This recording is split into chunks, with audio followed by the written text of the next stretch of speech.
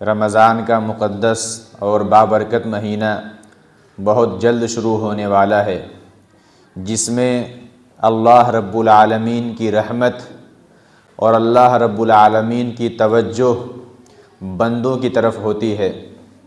یہ مبارک مہینہ مسلمانوں کے لیے موسم بہار کی حیثیت رکھتا ہے، اور یہ مہینہ روحانی ترقی کا ذریعہ ہے۔ جس طریقے سے ایک معزز مہمان کے آنے پر اس کی تیاری کی جاتی ہے پہلے سے ہی، اسی طریقے سے اس معزز مہمان کے آنے پر بھی اس کی تیاری پہلے سے شروع کر دینی چاہیے۔ جس طریقے سے سیزن آنے سے پہلے تاجر حضرات تیاری شروع کر دیتے ہیں، آرڈر دے دیتے ہیں، سامان بھر دیتے ہیں دکان کے اندر، تاکہ سیزن میں خوب نفع ہو، خوب فائدہ ہو، خوب بکری ہو، اسی طریقے سے رمضان کا سیزن آنے سے پہلے بھی مسلمان کی پوری تیاری ہو جانی چاہیے، تاکہ خوب نفع ہو، رمضان سے خوب فائدہ ہو اور خوب اس سے استفادہ کیا جا سکے۔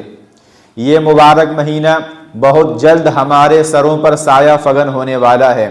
ضروری ہے کہ ہم اس مبارک مہینے کے لیے پہلے سے ہی تیاری شروع کر دیں، اس وجہ سے کہ اگر تیاری پہلے سے نہیں شروع کی جائے گی تو اس مہینے سے ہم خاطر خواہ فائدہ نہیں اٹھا پائیں گے۔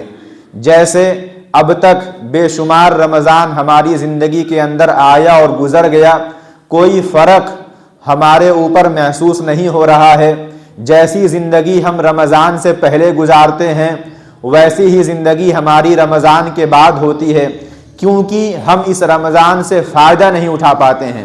تو اگر پہلے سے تیاری شروع نہیں کی جائے گی، پہلے سے ٹائم کو مینیج نہیں کیا جائے گا، پہلے سے وقت کو سیٹ نہیں کیا جائے گا، تو یہ رمضان آئے گا اور دبے پاؤں ہماری زندگیوں سے گزر جائے گا، کوئی اس کا فائدہ اور فرق ہماری زندگی میں محسوس نہیں ہوگا۔ تو جس طریقے سے تاجر حضرات پہلے سے تیاری شروع کر دیتے ہیں، اسی طریقے سے ہمیں بھی پہلے سے تیاری شروع کر دینی چاہیے، تاکہ اس سے خوب فائدہ ہو۔ اور رمضان کے مہینے میں اللہ رب العالمین کی طرف سے بھی ایک نیکیوں کا ماحول بنایا جاتا ہے بندوں کے لیے۔ چنانچہ حدیث میں آتا ہے کہ رمضان کے مہینے کے لیے اللہ رب العالمین سرکش شیاطین کو قید کر دیتے ہیں، تاکہ بندوں کو وہ پریشان نہ کر سکیں، تاکہ ان کے روزوں کو خراب نہ کر سکیں، تاکہ ان کی عبادتوں کو میں خلل انداز نہ ہو سکیں۔ شیطان کو قید کر دیا جاتا ہے۔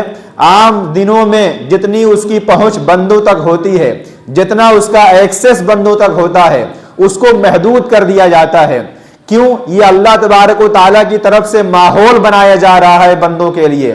چنانچہ ہم دیکھتے ہیں کہ بہت سے وہ لوگ جو عام دنوں میں نہیں آتے ہیں نماز پڑھنے کے لیے، عام دنوں میں تلاوت نہیں کر پاتے ہیں، عام دنوں میں ذکر و استغفار نہیں کر پاتے ہیں، وہ بھی رمضان کے مہینے میں نمازوں کی پابندی کرتے ہیں، تلاوت بھی کرتے ہیں، تسبیحات بھی پڑھتے ہیں۔ کیوں؟ اس وجہ سے کہ شیطان کو روک دیا گیا ہے اور شیطان کے اثر کو محدود کر دیا گیا ہے۔ لیکن اس کے باوجود بہت سے لوگ ایسے بھی ہوتے ہیں جو رمضان میں بھی گناہوں سے نہیں رکتے ہیں، جو رمضان میں بھی گناہوں سے باز نہیں آتے ہیں، جو رمضان میں بھی نمازوں کا اہتمام نہیں کر پاتے ہیں۔ تو اس وجہ سے کہ ان کا نفس ان کے ساتھ لگا ہوا ہے، اور اسی نفس کو توڑنے کے لیے، اسی نفس کو کمزور کرنے کے لیے جو گناہوں پر بندوں کو ابھارتا ہے، اللہ تبارک و تعالیٰ نے کہا ہے کہ روزہ رکھو، اس وجہ سے کہ اس سے نفس کی طاقت کمزور ہوگی اور نفس کی قوت کمزور پڑے گی۔ تو اللہ تبارک و تعالیٰ نے ایک پورا ماحول دیا ہے بندوں کو کہ دیکھو میں نے تمہارے سب سے زبردست دشمن کو قید کر دیا ہے، تاکہ وہ تمہاری عبادتوں کو خراب نہ کر سکیں۔ تو تم رمضان کے لیے پورا ایک تیار ہو جاؤ اور رمضان سے خوب فائدہ اٹھاؤ۔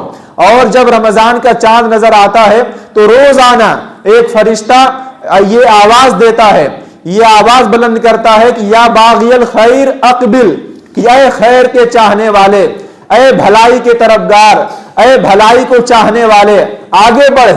یہ موسم آگے بڑھنے کا ہے، یہ موسم نیکیوں کے کرنے کا ہے، یہ موسم اللہ تبارک و تعالیٰ کی رحمت کو حاصل کرنے کا ہے۔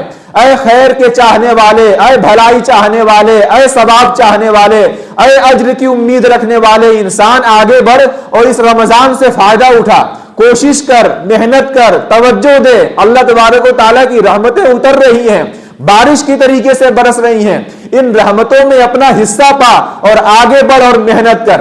اور یہ بھی آواز دیتا ہے یا باغی الشر اقصر، کہ اے شر کے طلبگار، اے برائی کے طلبگار، اے گناہ کرنے والے، اپنے گناہوں سے باز آ جا، ٹھہر جا، رک جا، اللہ تبارک و تعالیٰ کی رحمت کی طرف مڑ جا۔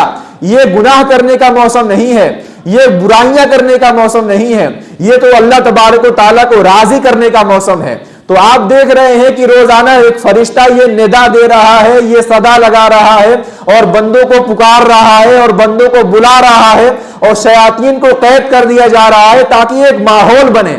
جب اللہ کی طرف سے پورا ایک ماحول بنایا جا رہا ہے، اس کے باوجود بھی اگر ہم رمضان کی تیاری نہ کریں اور رمضان سے فائدہ نہ اٹھائیں تو کیا کہا جا سکتا ہے؟